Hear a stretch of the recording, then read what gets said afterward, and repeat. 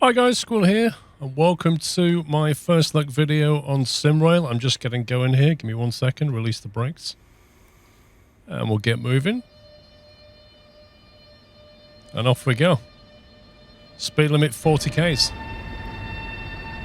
Let's back off on the power a little bit. So, back on the 13th of January 2023, SimRail, which is this, was released into early access. This is a new rail simulator, and it has hundreds of kilometers of one-to-one scale track in Poland, and you can see here the kind of level of detail that you get from this particular train sim. We've got passenger, freight locomotives, we have multiplayer with dedicated servers. Yes, you heard, multiplayer with dedicated servers. We can join those servers as a driver or as a dispatcher, which is, I think, probably a first amongst rail sims. So does this really have what it takes then to take the crown from Dovetail Games? Or is it just another wannabe train simulator? Let's take a first look at SimRail.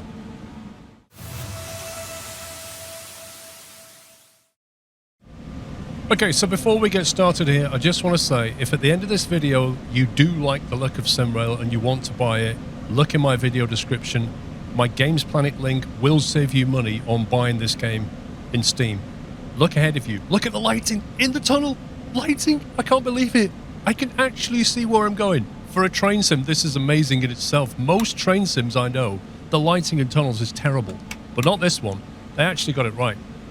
I'm going to try and drive this train while talking to you, and we'll take a look at SimRail. There's far too much to show you in one video, but I'll try and give you an overview of what's here. So this game is developed by a company called SimRail. SimRail is a cooperation between, I think, Playaway Games and some other company I can't remember the name of. Essentially, it's the same people who are also making SimBus, if you're aware of that one. So something else to keep your eye on is SimBus. I'm trying to operate the controls with the CIFA stuff as well. We're in Poland, I've told you that before. One-to-one scale, we have 500 kilometers of track. And the detail, I hope you've got an idea so far of what the detail is like, but, you know, it's pretty decent. Let me just kill the power. Slow down a little bit. We're going a bit too fast. We've got a station coming up that I really need to... you see, I'm losing points. Top left there. We'll talk about how the thing scores you and how to get through the tutorials, etc. But yeah, essentially there are two sceneries, if you like, in the game. One is from Katowice to Warsaw. That's about 316 kilometers long, something like that. That has a 160 kilometers per hour track speed limit, so pretty fast. The other one is Katowice to, I'm going to pronounce this wrong, Sandziów. I'm not sure how you say that in Polish. Effectively, that's into the heartland of coal country, of industry, heavy industry. So there's a lot of coal transportation on that line. That's a freight line. This one here is a mix of freight and passenger services. That one has a line speed of about 30 to 120 k's, so a lot slower.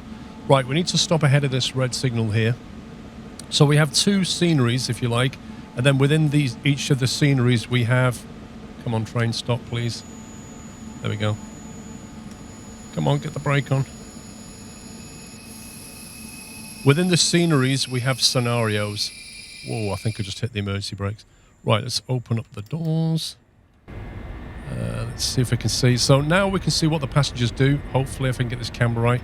Actually, if I press the 3 key, we jump out as a PAX. You can see. So what they do is they kind of walk up to the doors. They click the button. They let themselves on. It's not perfect, but it works pretty well. Pretty well. Top here, we've got 5.5 minutes before we need to leave this particular platform. So yeah, the packs kind of bring themselves in, and once you unlock the doors, they'll get on the train. Sadly, you can't get on the trains yet. There's kind of a block on that, I think, if I try and open these doors. Yeah, it won't let me. And if the door is open and you try and follow in, it won't let you. I guess that's a future thing. However, there are cameras inside that we can press on the 4 and 5 key. We can kind of cycle through different cameras. And you can see the passengers are kind of walking in and sitting down. Like, it works pretty well. I mean, they glitch through scenery now and again and sometimes do stupid things. But on the whole, you know, it's working well. It's early access, guys. So we're going to see some crazy stuff. We'll take you through the locomotives shortly, and we'll have a look at the scenery and scenarios. But there are currently about 5, I think, locomotives in the game. Bunch of scenarios, lots of timetables that you can run, and there's the multiplayer as well, and there's some tutorials that you can whiz through. So this particular train, just before we depart, this is the flagship of the Polish PKP, which is the kind of national railway, I think. This is the EIP, or the Express Intercity Premium. There's things capable of 250 k's, but generally they operate at 200, and the line speed on this particular track is 160. Everything is pretty much clickable. As you can see, I can operate the windscreen wipers like this, and even the windscreen washer. Look at that. And yes, it does rain, and that kind of wipes it away. It's not perfect, but it works pretty well. So stuff is clickable, windows are openable, and you can hear the audio change when I do that. So stuff is genuinely authentic. Think kind of OMSI level of detail, in that stuff is pretty clickable. Even the switches behind usually work. The breakers don't operate, but a lot of the switches do. The computer system is partially operatable, so we can't click on anything. But things like cruise control, they will work. Operating the pantographs, etc., making sure your voltages. When you do the tutorial, there's a whole startup procedure that you go through to get the train operational. And then one of the important things is you have a full radio system. So when you're in single player, you're talking to the AI dispatch. But then when you join a multiplayer server, the AI will take over dispatching if there's no player that wants to do it. But there are various kind of sectors or blocks that you can take over as a dispatcher. So you could be talking to a player, or you could just be, sorry about that, rip headphones. You press the ZE3W key usually when you want to acknowledge that you're ready for departure, kind of thing. And the AI will respond accordingly. So it has full kind of radio operation. Let me turn those wipers off a second. It has full radio operation built into the game, and that's heavily geared towards multiplayer. And you do need to get, obviously, permission from a dispatcher to go through a red light. You can go through them, a red aspect, if you ask for permission first. Quite cool stuff. But let me jump into the main menu. We'll have a quick poke around and see what's available. Right, so here we are in the main menu. What I want to do is quickly show you the scenarios available. We'll take a look at each train, each locomotive, and then I'll talk about the multiplayer stuff. Then at the end, I'll show you some of the settings I'm using, and then I'll give you my summary of the game. So to start off with, on the main menu, what we don't have right now is a depot, so I can't click on this and show you each locomotive in the depot. That would be a really handy feature for me to have right now, but it's not there. Nor is the editor available. So this is going to be an editor, I assume a scenario editor, possibly, or maybe even a map editor. I'm not sure what that's going to be. I assume scenario, though. So then we've got train driver. This is the main thing. Now, when you first play the game, the multiplayer option here will be completely disabled. You have to complete a tutorial before the multiplayer unlocks. So don't be thinking you can fire this game up and go straight into multiplayer. That's not how it works. You kind of have to cut your teeth here first. And there's a very good reason for that. It's quite tricky to learn some of these trains. Well, actually all of them, because they're pretty detailed. Some are easier than others, though. So here we are. This is where you select your scenery, if you like. There's only 2 sceneries at the moment. Only. This one is Katowice to Warsaw. That's what I said. That's 316 kilometers of one-to-one scale track. And you've seen the details so far. There's a lot of driving to be had. Trust me, on the way, there's lots of sidings, lots of platform stations, industry. The detail's incredible. Then you've got this one here, which is Katowice to let me try this again. Sandziów, I think is how you say that. I'm probably killing that. That's the coal run. So if you want to do freight, chances are you're going to find it in here. So let's have a look at this one first. You select your scenery, then you go for your scenario. Now, there are 2 tutorials in this particular scenery. There's one for the 34WE, and there's one for the EU07. That's a fun little locomotive. And then it goes straight into the actual scenarios. Now, pay attention to the type of train. This is a rolling stock type here, and particularly to the duration. Some of these are monstrously long. 3 hours, 3 hours 15, 3 hours 45. I think that's the biggest one. 1 hour 10. You need to put aside some time before you play these scenarios. And the worst thing is, there's no way of saving mid-scenario. So you need to find that amount of time. You can press escape and pause it, but you can't save it and come back to it another day. Or if you make a mistake, you're stuck with your mistakes. And that's important because to pass the tutorial, you need to pass it without making mistakes. It took me 3 or 4 goes before I managed to pass the tutorial, and then it unlocked the multiplayer. So back into the freight side of things, you can see there's a tutorial for the E186, and then there's a passenger run here. This is a hilly but shorter kind of scenery set, this one. That's a great locomotive, by the way. So that is the main menu in a nutshell. I'll go through that later, the settings. Let's have a look at each locomotive in detail. Well, not in detail, but you can get a feel for each one. So this is the E186. This is the coal mine run, if you like. The only way to show you this train, apart from multiplayer, is in the tutorial. So we're actually in the tutorial right at this very moment in time. But I just want to show you a few things here. First of all, the shadow detail coming in off that tree, that's pretty impressive. And then when you start to take a look at the modeling on these trains, the texturing, and the physics is all there. Like, the physics is really good. It models brake lines accurately.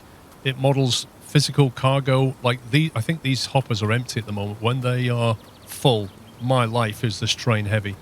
You really do feel it. So in order to open the door, you can either just press on the 1 and jump in, or as I like to do it, you can click on the doors and then you can click enter through door like that, which is really cool.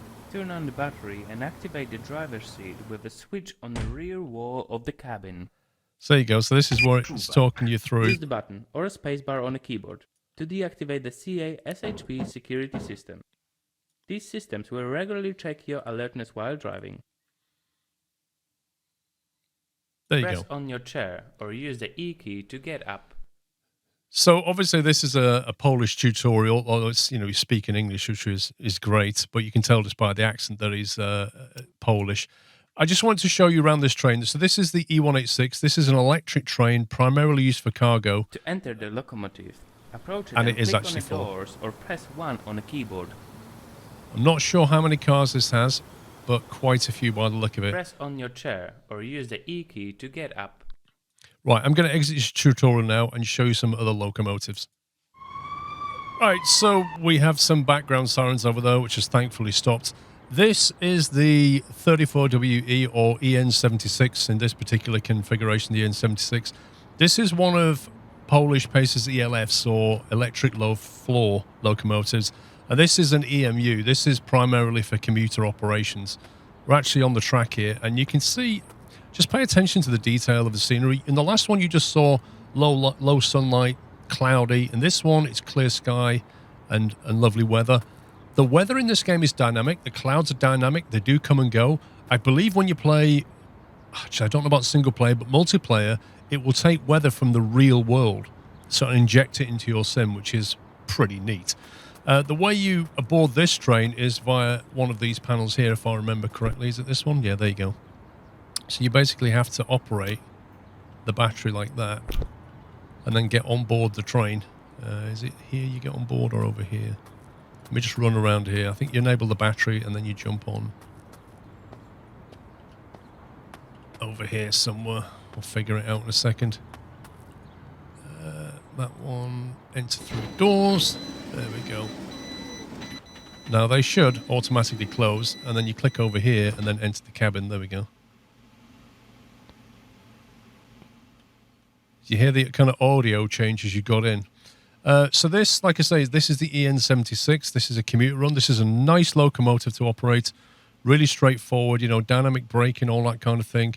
All the mod cons.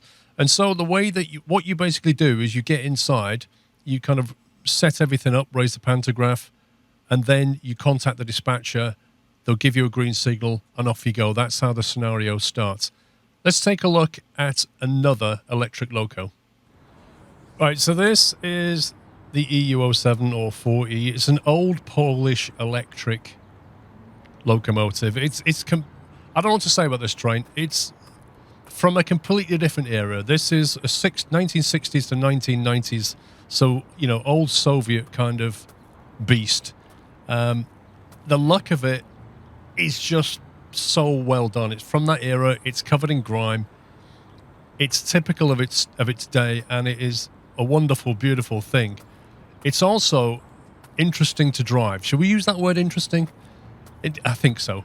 It's fun and engaging, but not for the faint-hearted. You've got to manage the shunting regulators. You've got to manage the power that's going through to the traction motors, and if you don't, you'll overload things and you have to reset. When you get the hang of it, it is very engaging to drive, very different to everything else you normally drive. You can even see the detail. They've put like a red car in here, as if they just kind of put some cars together from a different train. It's beautiful. I'm going to jump in the cabin by pressing the 1 key. At that point, the tutorial will kick off, and I'll kind of talk you through some of the basics of starting this thing, and you'll hear it when it gets going. Open the cover on the left side of the panel and move battery enable switch upwards. So, unfortunately, you kind of find yourself looking around saying, what panel, what left side, what battery you're talking about. Took me a bit of time to figure this one out, but it's effectively the panel's here. And then at this point, we'll get an alarm sound, which is the vigilance system. Turn the key clockwise to activate the cabin. So then he says, turn on the key. You don't know where the key is. The key is here. Before acknowledging vigilance system tests, move reverser handle into forward or reverse position. We'll move the reverser into forward. System. Hit the vigilance button. That'll shut that up. Enable radio and set desired channel. So look at this radio. This is just like the corner edging on it is so beaten up. This is the radio system, which we'll turn on. Raise the pantograph. Raise the pantograph. So we've got to raise our pantograph here, which is the one at the back. Wait for the voltage to appear. To enter the locomotive, approach it and click on the doors or press 1 on a keyboard. There it goes. So the pantograph has gone up. How cool is that? Looks like some bit of scaffolding. Differential relay breaker is active. Use differential relay breaker reset button. Unlock the traction motors overload relay. Enable the circuit breaker. Close the circuit breaker. Wait for charging current to stabilize. Enable compressor. Okay, so we amperage there, I think. So that's a charging current stabilized. Enable the compressor. That's going to get us the air we need for our brakes. Wait for a main tank to fill. So you can hear the compressors kicked off. So that's going to fill the main tank up now. Can we open this window? Of course we can. Does it squeak like Comsey? Not quite. I want a bit more squeak out of that window. But yeah, it's all clickable. It all works. It's all fantastic. The main tank, I think this is the main tank pressure here. So once that builds up enough, we'll have enough air pressure to release the brakes. But just look at this texturing. Move the train brake handle into driving or charging position. Right, move the train brake handle into driving or charging position. So we put that into fill, is it? Hang on. Move the train brake into driving or charging position. Hold brake releaser button to charge the main line. Ah, the brake releaser button, that's that one. So we have to hold that down. You can see that middle dial spinning up now. That's releasing the brakes. Brake is active.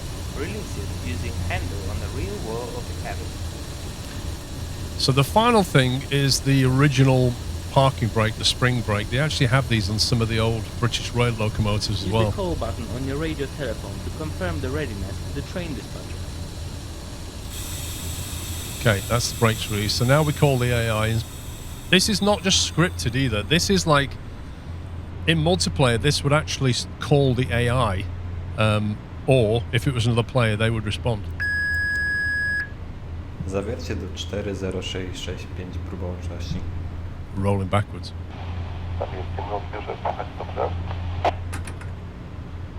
Zawiercie 40665 jest gotowe do drogi.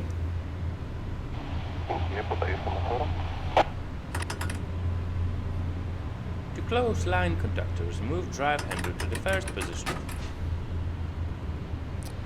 Move drive handle to the first position. There we go. Successively increase position of the drive handle. I think you had it disabled in the tutorial then. Now, it's very important with this train, you put it into position 1 and let the power engage, and that shows you the current. Position of the drive handle. Now what the tutorial doesn't tell you is don't exceed 600 amps. If you do, you'll overload things. Until you've shunted the regulator, then you can go up to 1200. So you turn the wheel to go faster. How completely old school is this? A steering wheel that makes you go quicker. It's so counterintuitive, but so fun. Look at this thing. To enter the locomotive, approach it and click on the doors or press 1 Let me just on back the off keyboard. on the old regulator To there. close line conductors, move drive handle to the first position. Successively increase position of the drive handle. Okay, it's trying to tell me to basically keep the power on.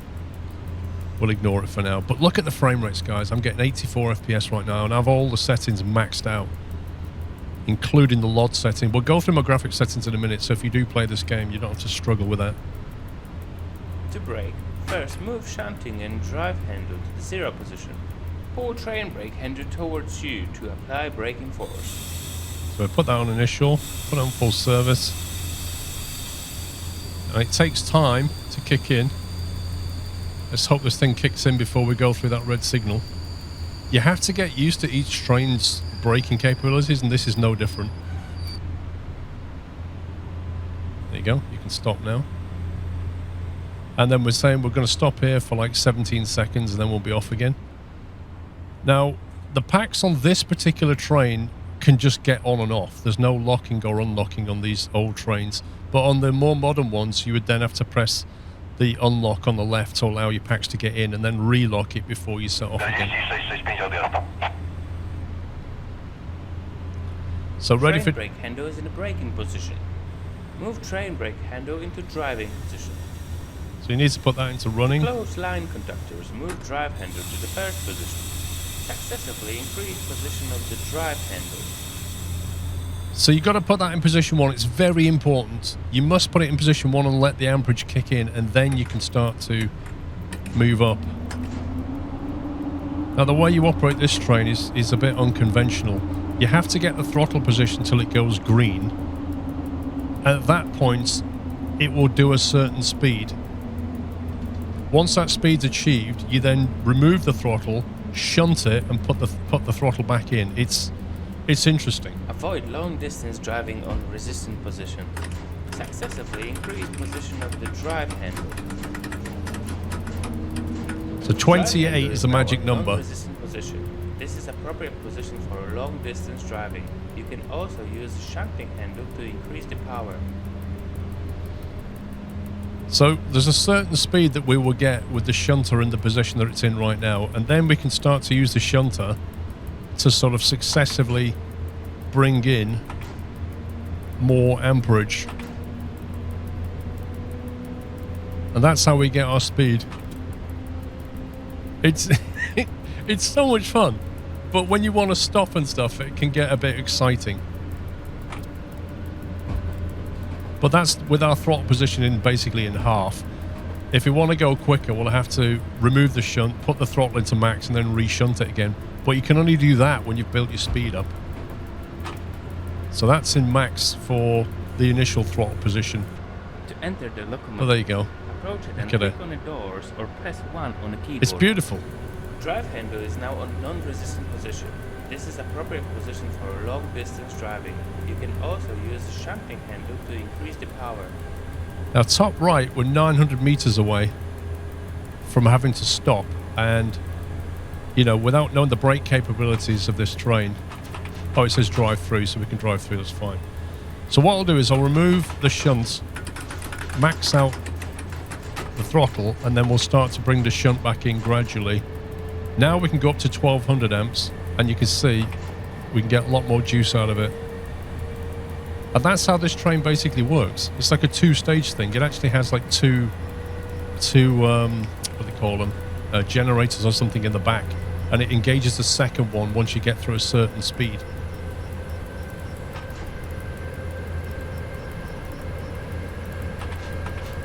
But yeah, you more or less use the shunter now to sort of regulate things. And that's in a cruise position. Isn't it great? So yeah, that is the... I think I've shown you all the locos in the game so far. Let's quickly jump out and have a look at the multiplayer side of things. I'll take you through my settings and then we'll go through a final summary. Right, so multiplayer. I'm going to talk about this quickly. I haven't really got time to show you in depth. We may have to cover that in a future video. But basically, once you've done a tutorial successfully, you'll get a Steam achievement for it, by the way. You will then unlock the multiplayer. So you click on multiplayer. This then shows you the list of servers. Now, you can't sort any columns currently, but it does seem to be sorted by ping anyway. What you can do is choose your region. So, for example, you could focus on Europe, and you can see there are multiple languages. The easiest thing to do if you're English is just type in EN. If you're German, you would type in DE, etc. So English, you can see there's a bunch of servers up at the moment. There's 3 of them in Europe. If we turn back to all, you can see there's Australia and North American servers. Primarily, the For Beginners one seems to be the most popular one. Funny that. But there's also one here just for drivers, and then there's another one which has 9 dispatchers in it and 1 driver. So those dispatchers are obviously mostly controlling AI. So I'll quickly show you what happens. If you click on next on one of these servers, it says to you, do you want to go in as a driver? Do you want to go in as a dispatcher? If you click on driver, it will then give you a bunch of options here, but you can actually filter it. So you say, actually, I want to take a passenger run. So you click on a passenger run and then click through here and pay attention to the duration and the difficulty level, because it will tell you, for example, that's going to be a 1 hour and 19-minute run. That one's only going to be a 13-minute run. And it'll literally throw you into the train with the AI driving, and you effectively take over as soon as you're ready. Or you can just sit there and see what the AI does. Then you've got cargo, so you can again just go through and choose different kinds of cargo runs. And then there's an other, which sometimes has some stuff in here. I presume it's going to be just moving stuff around, general shunting work maybe. Nothing under maintenance currently. If, on the other hand, you choose traffic dispatcher, it then throws you into the available dispatching slots. So depending on what scenario that, what scenery that server is running, you'll have a different list of stations that you can take over. So let's say we want to take this one here. It says a junction on the main railway route, only changing from the left track to the right track and back is possible here. So fairly simple setup on that one. Station on the main right has 1 platform with some long distance train stops. So if you click on play, it will then throw you into dispatching on that multiplayer server. Right, so when you jump in as a dispatcher, it will look different depending on the station that you've gone for. Each station is modeled completely differently. Which is fantastic, quite frankly. Some of them have really old throwable switches as well. Others are a bit more modern, like we'll see in a second. The actual server, the server time, is dictated by the real world. So I'm on a North American server, which means it's kind of early morning over there. And as you can see, the sun is kind of just coming up. I jumped onto an Australian server, and it was the middle of the night. So bear that in mind. The servers do follow a kind of real-time pattern. They also restart approximately every 4 or 6 hours, something like that. So that's something else to be aware of. Now, when you first jump in as a dispatcher, you're given a ton of information, like more than you can possibly take in. But don't worry too much. There is a manual that I'll show you in a second. Essentially, what you've got here is this, which is your control unit. This is where you can change all the switches and the points and see what's actually happening on your line. Over here, you've got the schedule. As such as it is, you can see what's going from where to when and what you can expect to come in to your station. And then this is the radio comms. This is how you could basically contact one of the drivers if it was a player. Bear in mind that the trains coming through here, they may be AI, they may be real players. Either way, you're in charge of the station, so you're kind of in charge of dispatching here, and you've got to dispatch things to the right schedule. All very cool stuff, all very intimidating, I guess, at first. Not something I've really tried yet, but if you really wanted to try your hand at train dispatching, you got to give this a go, because this is probably the closest you've been able to get to built-in dispatching or driving trains in a train sim.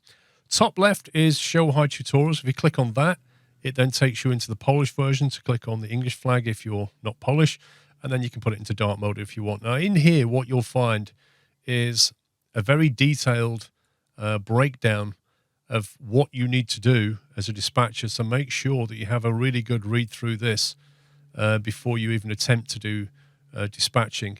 But that's effectively what it is. You jump into a server, You take control of the station and you do all the dispatching. Yeah. Not for me yet. I want to play it as a driver, but if it's your bag, take a look at it. Let's jump into a train as a driver now. It's into a server as a driver. So what you do is, as I showed you before, you basically pick the server, pick the train that you want to take over and click play. This is what happens. It throws you into the train that you selected. All the trains on the server are being driven by the AI unless a player takes over that train, and it will just literally follow the schedule. Top middle there, it says it's in auto. Click to disable autopilot. So when I am ready to take over, I click on this button here, so I'll click that now. I now have control of the plane, the train, sorry. So I need to press space key to acknowledge that I'm in control. And after that, I now control, as you can see, the actual throttle. And I'm responsible for following all the aspects and signals and track limits and getting this train at the next station on time. As you can see, it's coming up very closely. So I'll just kill the power. As I say, when you first jump in, the AI will have control of this, but the moment you click auto off, you are now in control of starting and stopping this train at the platforms. It's really cool. You can jump in any train you like in the server, but once you take over it, you've got to follow. Let me just slow down here. You've got to follow the timetable and the signals, etc., and open the doors. The other thing you'll need to do is make sure the radio is tuned in and acknowledge any sort of text messages that come in from dispatchers or instructions. And then in theory, you should also tell him what your intentions are, what you're doing. Let me just stop. And then we can unlock the left doors like that. So unlock the left doors. The packs can now get in. Oh, there's nobody actually getting in on this particular one. Fair enough.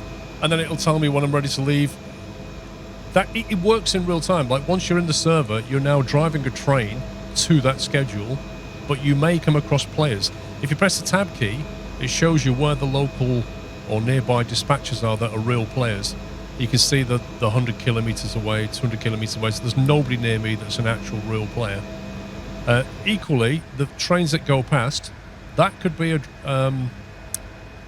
driver, or it could be AI. So it could be player or AI. Same with this one. Pretty certain they are AI at the moment. If you go to their website, you can see a real-time map, and you'll actually see yourself and the other drivers moving around the map. So you'll soon know if that's a real... In fact, I jumped in when I was streaming.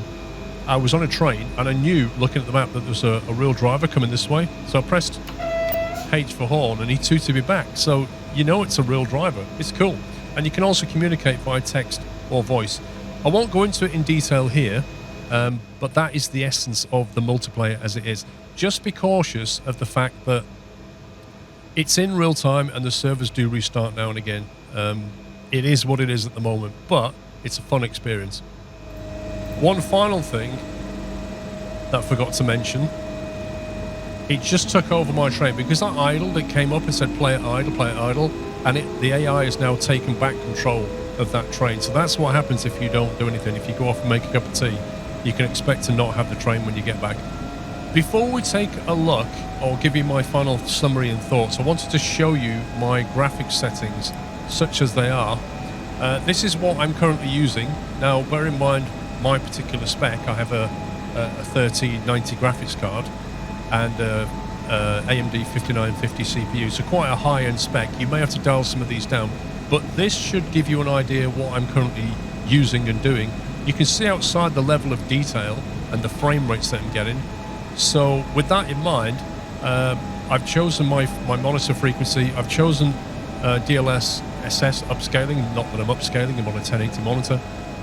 Ultra quality upscale. I slid all of these up to maximum. I left the people rendering distance at 300 meters because frankly they're not that important beyond 300 meters. The LOD bias are moved all the way out. Mirrors are turned on, high and ultra, high clouds, etc. Vegetation draw distance I left at 1,000. I didn't bother pushing that out because frankly vegetation beyond 1,000 sort of meters is just not really visible. But I did leave the density very high, had it on drawing on the grass. LOD switch distance I maxed out to 90, and that stops some of the snapping that you'll see. You can still see some of the LOD take effect here. You see these railway line tracks. You can see how it blurs them out quite harshly there. You can still see some of the LOD, but it's the Unity engine. There's not a great deal I don't think they can do about that. Car limit 25, max that out. Don't see too many cars, but you do see more than you do in Train Sim World. And my field of view, I left at 50 because that feels very natural to my eye. The sound, you might want to dial the vigilance system down, and you'll certainly want to dial menu music and effects. The radio beeping noise can be very, very loud, and I would like to see a separate volume control for that. Down here is where it will pick up your microphone if you're on a server where you're talking. You'll need to make sure your voice mic is set up for that. Simulation, I boosted the signal visibility because they are little red dots in the distance, and what this does is basically make the red or green aspect a lot more visible at a distance. 100% it just wasn't enough, and if you slide it too much, you can see it's already quite big there. It's literally enhancing that signal so that I can properly see it. I found that to work for me, but your mileage may vary. Interface I left mostly alone, and the controls, the only real thing I did on the controls was swap some of the power controls. For example, I like, if you look at your numeric keypad, for example, 3 and 9, this is the other way around by default, and I found 3, which is lower down, to signify I want to increase my brake, I want to slow down, and 9 is above it, so I want to decrease my brake and go forward. I find that more natural, so I swapped some of these around, but other than that, I left it as it is. Cool, so let's give you my final thoughts. Let's start off by saying that this is an early access game. It is not the finished product. There's plenty of work for this game. It's been in the works for about 2 or 3 years that I know of. And as far as I can tell, the team who's building this is passionate and knowledgeable. And that's 2 significant things right there. They are knowledgeable, and what they're trying to do is build a realistic level of realism into a train simulator. From what I understand, they've got a heavy focus on the multiplayer side. Now, I don't think they should ignore the single player side either. I think, multiplayer is fantastic, don't get me wrong. And if done properly, it's going to be game-changing. But also, multiplayer is not for everybody. You only have to look at a game like Euro Truck to realise that you need single player and multiplayer. That gives you the best of both experiences. Now, that brings the question, do they have mod support? I don't know. It's built in Unity, so in theory, it can be modded anyway, whether they like it or not. But I would like to see them really embrace mod support. We need a lot more maps and tracks from around the world, and we're going to need a lot more locomotives and carriages, and they will not have time to build everything. So if they open this game up, it will be fantastic. People like Just Trains will jump in there and presumably make locomotives for this and cars. And just looking around at the sort of the graphics and physics in this game, it is, it's very, very good. It's good enough. You can certainly feel the weight when you pull, cars of coal, for example. You really do feel the momentum. So I know the physics is there, but it is early access and there's a lot more to do. What's here is fun. It's detailed. We have over 300 kilometers of track. You can see from what I've shown you so far, the level of detail in the tracks is fantastic. It's as much as you can ask for in a one-to-one scale. It is wonderfully done, particularly when you come into cities and you see the overhead gantries and the catenaries. The incredible level of detail and passion has been poured into this just from a map perspective, yet alone a driving perspective. It's great that you can get up, you can walk around, you can jump out, walk on the platforms. So far, I've not been able to jump in the back of other trains, and that is something I really want to be able to do. And that brings me to my next thing. What I want to do is I'd like to be able to join a multiplayer server, but as a spectator, as a passenger. Join a station as a passenger, wait for a train to come in, be it AI or player, jump in the back, sit down, and just enjoy the ride. I think there's a lot of people would like to do that. And, you would love to be a driver as well, actually seeing real passengers get on the back of your train. I think the whole thing is going in the right direction. What's here is a bit raw. I will say that. The frame rates definitely hold up. The core engine is performing well. It's pretty stable. I have to say that. It's not crashed on me yet. They are constantly patching it and improving the game. The lighting is good. The real-time weather is a really nice thing to have. It's no longer we have static clouds. Like, things do change. I've experienced the rain coming and going. The night lighting I've yet to see properly, but I hope that they've done that pretty well. And same thing with the frost and the snow. I've not really seen that either. It's a 48 gigabyte install though. So this is a train sim for enthusiasts who also have a lot of hard drive space available. Just be aware of that. It's been worked on for a few years. I think it has great potential, but it is early access, and as you can see, the menu systems can be a little bit clunky. The multiplayer servers are restarting on a fairly regular basis.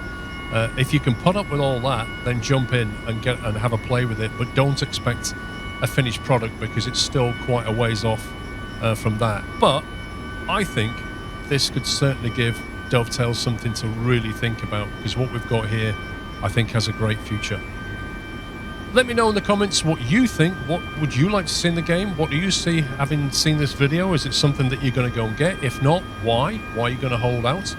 But what are your hopes for this sim? Please give me a like if you enjoyed the video, guys. Take care. Happy training.